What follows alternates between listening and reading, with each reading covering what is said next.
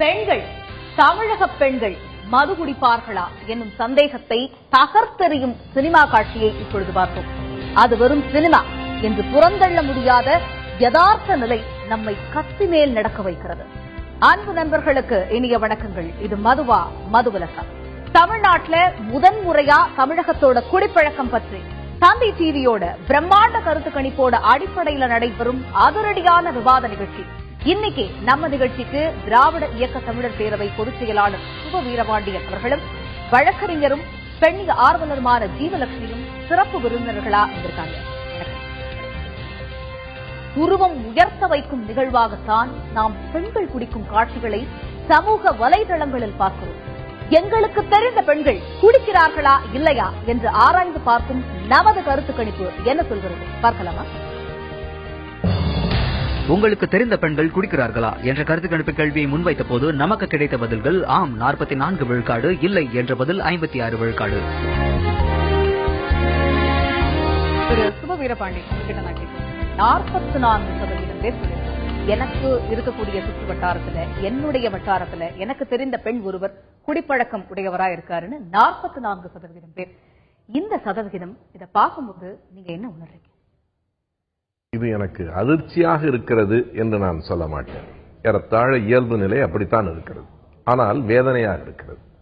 அதிர்ச்சியாக இருக்கிறதா வேதனையாக இருக்கிறதா என்று கேட்டால், அந்த வேதனைக்கு கூட அடிப்படை காரணம் பெண்களும் குடிக்கிறார்களே என்பதால் ஏற்படுவதில்லை.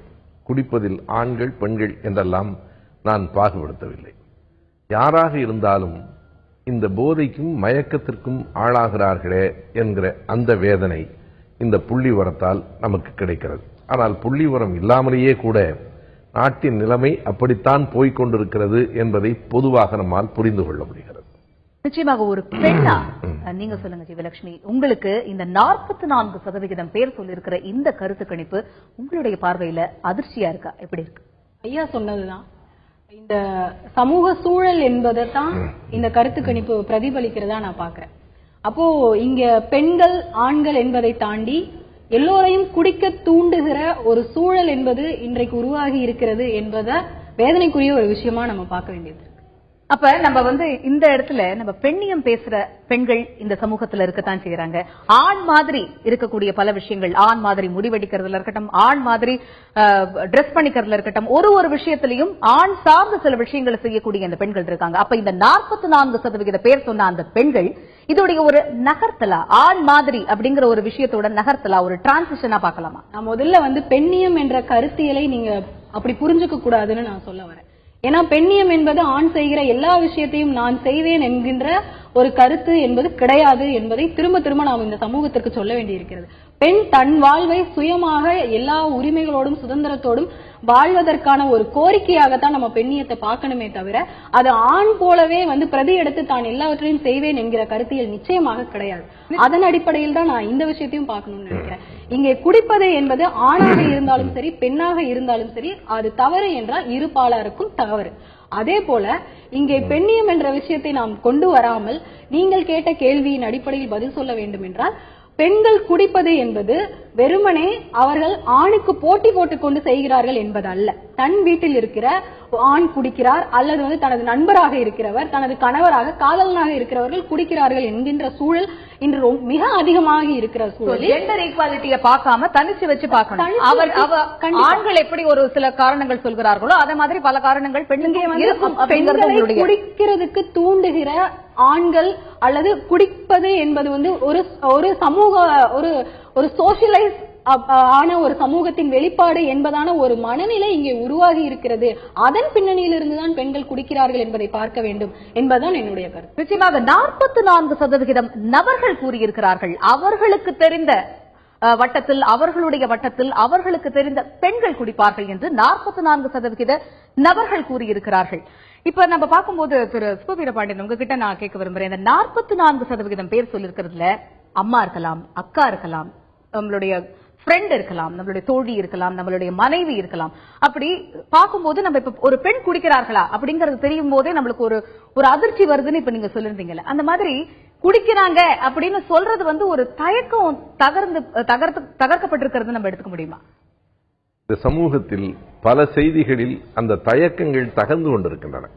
அதாவது குடிப்பது என்பது ஒரு பக்கம் என்றால் அதை சொல்லுவதற்கு வெட்கப்படாத நிலை ஏற்பட்டிருக்கிறது. இது வெறும் சாராயம் குடித்தலை மட்டும் நான் சொல்லல. இந்த நிலைக்கு என்ன காரணம்? இல்ல, அதற்கு அடிப்படையில் சமூகத்தில் எல்லா நான் உடைமையும் தகர்ந்து கொண்டிருக்கிறது. நான் உடைமைன்னே திருக்குறளில் ஒரு அதிகாரம் இருக்கிறது. வெட்கப்பட வேண்டும். எதற்கென்றால் ஒரு பிழை செய்கிற போது வெட்கப்பட வேண்டும். நம்ம நாட்டில் லஞ்சம் வாங்க வெட்கப்படுறோமா? சாதியை சொல்லுவதற்கு வெட்கப்படுறோமா? சாராயம் குடிப்பதற்கும் வெட்கப்படவில்லை. அப்ப இது அதை வளர்த்து விடுற ஒரு இதுவாக அந்த மாதிரி இப்படி நடக்குது இல்லையா? அந்த மாதிரி தான் இதுவும் எல்லாவற்றிற்கும் வெட்கப்படுங்கள் என்று நான் சொல்றேன். வெறும் சாராயத்தை பிரிச்சு பார்க்காதீங்க. சாராயம் கொடியது, சாராயத்தை விட சாதி அதனினும் கொடியது. சாராயம் குடித்தவனுடைய குடலை எரிக்கும், சாதி வெறி அடுத்தவன் ஊரை எரிக்கும். எனவே எல்லாவற்றையும் இந்த சமூகத்தினுடைய ஒட்டுமொத்த சீரழிவின் ஒரு பகுதியாக இதனை நான் பார்க்கிறேன். இதை மட்டும் தனித்து பார்க்க முடியாது. எல்லாம் ஒன்றோடு ஒன்று தொடர்புடையது. நீங்க லஞ்சம் வாங்கினா லஞ்சம் வாங்கினதுக்கு அப்புறம் அந்த பணத்துல சாராயம் குடிக்கிறான். எல்லாம் தொடர்புடையது. எனவே இது ஒரு விஷயத்தை மட்டும் பார்க்காம ஒட்டுமொத்தமா எல்லா விஷயத்தையும் இந்த சமூக மாற்றங்களை நோக்கி நாம் நகர வேண்டும் சொல்றேன். அதுலயும் பிரிச்சு ஆண் குடிக்கலாம், பெண் குடிக்க கூடாதா, அம்மாவும் அக்காவும் குடிக்கலாம், அண்ணனும் தம்பியும் அப்பாவும் குடிக்கிறாங்க. அப்ப அம்மாவும் தம்பி நான் ஒரு இரண்டையும் காட்டி சமப்படுத்துறேன். அதனால் இது சரி என்று சொல்லவில்லை, இரண்டும் சரியில்லை என்று சொல்றேன். நான் சொல்லுகிற செய்தி இதை ஒரு ஆண் பெண் பாகுபாட்டின் அடிப்படையில் பெண்களே குடிக்கலாமா என்பதை விட மனிதர்கள் குடிக்கலாமா? ஆணாக இருந்தாலும் பெண்ணாக இருந்தாலும் தன் அறிவு மயங்கி போவதற்கு, ஒருவன் ஒரு போதைக்கு ஆளாவதற்கு அவன் தன்னை அணியப்படுத்திக் கொள்ளலாமா? எனவே மக்கள் வெளிவர வேண்டும். இதை பத்தி ஜீவலட்சுமி உங்ககிட்ட நான் கேட்க வருகிற ஒரு குவெஸ்டின் என்ன அப்படின்னா, இப்ப இவர் சொன்ன மாதிரி ஒரு தயக்கம் அப்படிங்கிறது எல்லா விஷயத்திலுமே இருக்கணும் அப்படின்னு சொல்லும் போது, எனக்கு இந்த பழக்கம் இருக்கு, ஒரு பெண்ணுக்கு இந்த பழக்கம் இருக்கு, எனக்கு இந்த பழக்கம் இருக்கிறது என்னுடைய அம்மாவுக்கு தெரியும், என்னுடைய சகோதரனுக்கு தெரியும் அப்படிங்கும் போது ஒரு சங்கோஜம் அது இல்லவே இல்லாம போயிடுச்சா ஒரு பெண்ணுக்கு? நிச்சயமா நான் அப்படி சொல்ல மாட்டேன். இங்க இல்லாமலே போயிடுச்சு. அது பெண்கள் நீங்க கேட்கும்போது சொல்றாங்க எனக்கு தெரிஞ்ச ஒரு பெண் குடிப்பாங்க, என்னுடைய சகோதரியா இருக்கலாம், அது யாரா வேணா இருக்கலாம், என்னுடைய நெருங்கிய வட்டத்துல இருக்கக்கூடிய ஒரு பெண் குடிப்பாங்க. நான் குடிக்கிறேங்கிறது இன்னொருத்தங்களுக்கு தெரிஞ்சிடுச்சு அப்படிங்கும் போது அங்க அந்த சங்கோஜமே இல்லாம இது ஒரு சாதாரண பழக்கமா எடுத்து இல்ல. அப்படி நிச்சயமா அது இளம் வயதினர், வயது குறைஞ்சிருக்கு, ரொம்ப சின்ன வயசுலயே குடிக்கிறாங்க. ரொம்ப பொது வெளியில ரயில்வே ஸ்டேஷன் ஓரங்கள்ல எல்லாம் சிறுவர்கள் குடிச்சிட்டு இருக்காங்க. அப்படியான ஒரு சூழலில் பெண்கள் தயக்கமே இல்லாமல் குடிக்கிற சூழல்லாம் இங்க கிடையாது. அப்படி நம்ம இந்த 44% பேர் சொல்லியிருக்காங்கன்றத வச்சு தயக்கம் இல்லாமல் பெண்கள் ஆண்களை போல குடிச்சிட்டு வெளியில கிடக்குறாங்க அப்படின்னு எல்லாம் நம்ம பேசிடவே முடியாது. அது சரியானதுமா இருக்காது என்பதுதான் என்னுடைய கருத்து.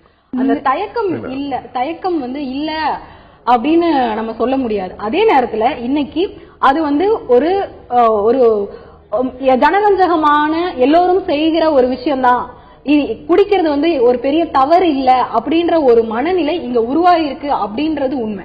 அதாவது தொடர்ந்து நிறைய விஷயங்கள் நம்ம பேசலாம். பெண்கள் குடிக்கிறார்களா? அதிர்ச்சியை ஏற்படுத்துகிறது நம்மளுடைய கருத்து கணிப்பின் முடிவுகள். தமிழ் பெண் தனது குடிப்பழக்கம் பற்றியும் தனக்கு குடிப்பதற்கு மது எப்படி கிடைக்கிறது என்பது பற்றியும் கூறியிருக்கிறார். அந்த ஆடியோ பதிவை பார்க்கலாம். ஒரு இளம் பெண்ணிடம் அவரது குடிப்பழக்கம் பற்றியும் அவர் எங்கே யார் மூலம் மது வாங்குகிறார் என்பது பற்றியும் நாம் கேட்டபோது, நான் ட்ரிங்க்ஸ் சாப்பிடுவேன், எனக்கு தோன்றப்பெல்லாம் சாப்பிடுவேன். சேம் டைம் நானே கடைக்கு போய் வாங்குறது கிடையாது, என் பாய் ஃப்ரெண்டு கிட்ட சொல்லி வாங்கிட்டு வர வச்சு சாப்பிடுவேன். ஜென்ஸ் ரெகுலரா சாப்பிட்டு இருக்காங்க, சில பேர் பார்ட்டி அந்த மாதிரி போய் சாப்பிடுறாங்க, எப்பயோ ஒரு நாள் கெட் டுகெதர் அது மாதிரி சாப்பிட்டுட்டு இருக்காங்க. நான் சாப்பிட்றது ஒன்றும் பெருசா எனக்கு தப்பா தெரியல, நானும் ரெகுலரா எடுத்துக்கிறது கிடையாது. அதுக்குன்னு ரொம்ப எனக்கு தோன்றப்ப நான் ட்ரிங்க்ஸ் எடுத்துக்குவேன். அண்ட் என்னோட பாய் ஃப்ரெண்ட் கூட இருக்கும்போது அவனும் சாப்பிடணும் அப்படின்னாக்கா அவனை வாங்கிட்டு வர சொல்லி நாங்க 2 பேரும் சேர்ந்து சாப்பிடுவோம். அதிர்ச்சியூட்டும் பரபரப்பான இந்த ஆடியோ பதிவை நவீன காலத்துல குடிக்கும் பெண்ணோட வாக்கு மூலமா எடுத்துக்கலாமா? ஆபத்திற்கு கல்வூற்றி புளிக்க வைத்த காலத்து பெண்கள்ல இருந்து போதைய வாழ்க்கையோட வழக்கமா மாத்திக்கிட்ட நமது குடிக்கும் பெண்கள் பற்றி பொதுமக்களோட கருத்து என்ன பார்க்கலாம். உடம்பு வலிக்காக குடிச்சா குடிக்கணும். ஏன்னா சமுக்குறாங்கல்ல, கல்லு மண்ணு எல்லாம் சமுந்தும் போறாங்க மேல மாடி மேல, அந்த வலிக்காக நைட்ல கொஞ்சம் தூக்கம் வர்றதுக்காக அது சாப்பிட்டா சாப்பிடலாம். அது தப்பு. அது உடல்நிலை நம்மளுக்கு பாதிக்கும், பின்னாடிக்கு பாதிக்கும். அவங்க இப்ப சுயநிலைக்கு சாப்பிடுறாங்க. பொம்பளைங்களாம் தண்ணி அடிச்சுட்டு ரோட்ல ரொம்ப படுக்குது. காலேஜ் பசங்க தான் சொல்றோம்.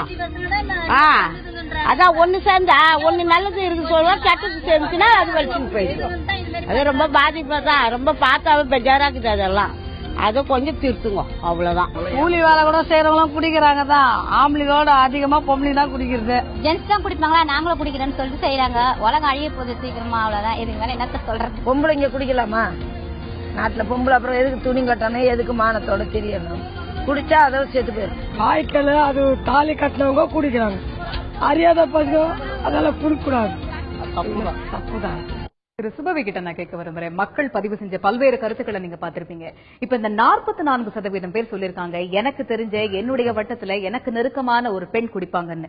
அப்ப அந்த பெண் குடிக்கிறாங்க அப்படிங்கும் போது அவர்கள் சார்ந்த சமூகம் அவங்களை எப்படி பார்க்கும்? அதாவது அந்த 44% பேர் எனக்கு தெரிந்து, எங்களுக்கு தெரிந்து, எங்கள் குடும்பத்தில் நெருக்கமானவர்கள் குடிக்கிறார்கள் என்று சொல்லி இருக்கிறார்களே தவிர, அந்த பெண்கள் எல்லாம் பொது வெளியில் எல்லோரும் தெரிகிற மாதிரி, எல்லோருக்கும் தெரிகிற மாதிரி குடிக்கிறார்கள் என்று சொல்லவில்லை. அதுல இன்னமும் தயக்கம் இருக்கிறது. ஆனால் அந்த தயக்கம் நெடுங்காலத்துக்கு இருக்கும் என்று சொல்ல முடியாது. ஏன்னா ஒரு கட்டத்தில் ஆண்களும் குடித்த பழக்கத்தை வெளியில் சொல்லுவதற்கு தயங்கிய காலம் இருந்தது. அதை மறைக்கணும் நினைச்ச கட்டம் இருந்தது. ஆனால் இன்றைக்கு ஆண்களிடத்திலே அந்த கூச்சம், அந்த நாணம் போய்விட்டது என்றால் பெண்களிடமும் போவதற்கு எத்தனை காலமாகும்? ஆகையினாலே நாம் ஒட்டுமொத்தமாக இந்த மதுவிற்கு எதிராக, போதைக்கு எதிராக நாம் ஒரு போரை தொடங்க வேண்டிய கட்டத்தில் இருக்கிறோம். ரொம்ப காலத்துல இருக்குமா அப்படிங்கறது ஒரு இருக்காது, போக போயிடும். அப்ப இதோடைய வீரியம் அதிகமாகும்னு நீங்க சொல்றதா? கண்டிப்பா. இதை தடுப்பதற்கான முயற்சிகளே சமூக ஆர்வலர்கள்ட்ட இல்லாமல் அப்ப இந்த 44% பேர் எனக்கு தெரிஞ்ச ஒரு பெண்ணு குடிப்பான்னு சொல்ற இந்த 44% அதிகரிக்க கூடுமா? நிச்சயமாக அதிகரிக்கும். நாம் இதனை தடுப்பதற்கான எந்த முயற்சிகளிலும் ஈடுபடல. ஒரு சமூகத்தில் விழிப்புணர்ச்சியை உருவாக்குறேன்னு சொன்னா இது கூடும். நாளைக்கு பொழுது புத்தாண்டு என்கிற அந்த கணக்கில், அந்த ஆங்கில புத்தாண்டு வருகிற போது நீங்கள் பாருங்க, பெரும்பாலும் எல்லாரும் எங்க டாஸ்மாக் கடையில தான் கூடுதலான விற்பனை. என்ன காரணம் தெரியல, எல்லாரும் புத்தாண்டை போதையோட தான் வரவேற்கணும்னு முடிவா இருக்கிறான். எனவே இது எல்லாம் ஒரு கசப்பான உண்மையாகவும் நம்ம எடுத்துக்கொள்ளலாம். கசப்பான உண்மை. நீங்க நாளைக்கு இரவு 1 மணிக்கு பிறகு பார்த்தால் ஆம்புலன்ஸ் சத்தம் கேட்டுக்கிட்டே இருக்கும். குடிபோதை தான் காரணம். அது என்ன ஒரு, அது புத்தாண்டா இல்லையாங்கிறதெல்லாம் விட்டுருங்க. எந்த ஒரு மகிழ்ச்சியான நாளிலும் அதை போதையின் மூலமாகத்தான் கொண்டாடணுங்கிற மனநிலை ஏன் மக்களுக்கு வந்ததுங்கிற கேள்வி வேண்டாம். கசப்பான உண்மை என்று பார்க்கப்பட்டாலும் பெண்கள் குடிக்கிறார்களா? அதிர்ச்சியூட்டும் கருத்து கணிப்பின் முடிவுகளும் அதன் மூலம் மக்கள் தரும் கருத்துக்களையும் நாம் பார்த்தோம். நிறைய விஷயங்கள் இது குறித்து பேசலாம் நேயர்களே.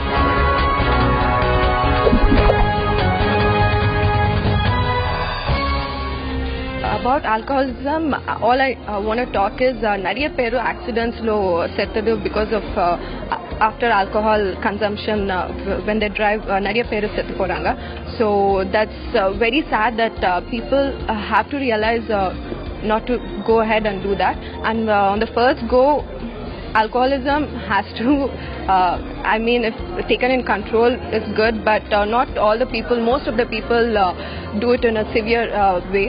So please stop drinking and drive safe.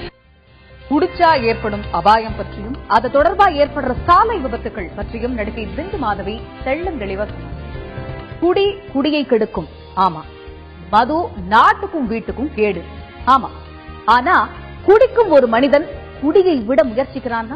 நமது பிரம்மாண்ட கருத்து கணிப்பு என்ன சொல்கிறது பார்க்க. குடிப்பதை நிறுத்த முயற்சித்திருக்கீர்களா என்ற கருத்து கணிப்பு கேள்வியை முன்வைத்த போது நமக்கு கிடைத்த பதில்கள் ஆம் 39 விழுக்காடு, இல்லை என்ற பதில் 61 விழுக்காடு.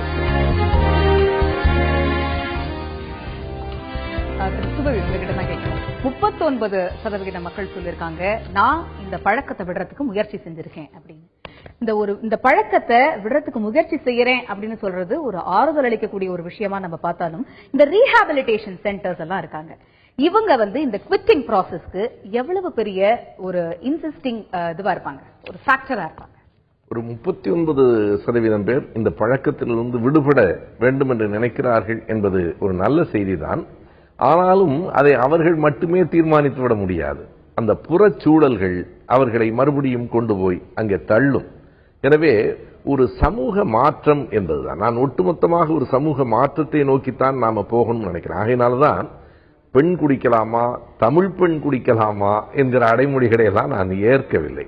மனிதர்கள் குடிக்கலாமா, இந்த சமூகம் இப்படி போதையில் தள்ளாடலாமா என்கிற கேள்விக்கு நாம் புறச்சூழல்கள் இப்படி இருக்கிற வரையில் திருந்த நினைக்கிறவர்கள் கூட மறுபடியும் சிக்கிக் கொள்வதற்கான வாய்ப்புகள் உண்டு. ஏன்னா நண்பர்கள் வட்டம், சமூகம், சில இடங்களில் குடிப்பது என்பதே ஒரு அந்த அந்தஸ்தினுடைய நிலையை எடுத்து காட்டுவதாக கருதுகிறார்கள். சோஷியல் ஸ்டேட்டஸ் இது ரொம்ப முக்கியமான ஒரு விஷயம். இந்த ஒரு பெரிய சமூகத்தில் நான் மட்டும் குடிக்காம இருக்கலாமா என்கிற எண்ணமெல்லாம் உருவாக்கப்படுகிறது. எனவே புறச்சூழல்கள் மாற்றப்பட வேண்டும். நிச்சயமாக இது ஒரு நல்ல கருத்து.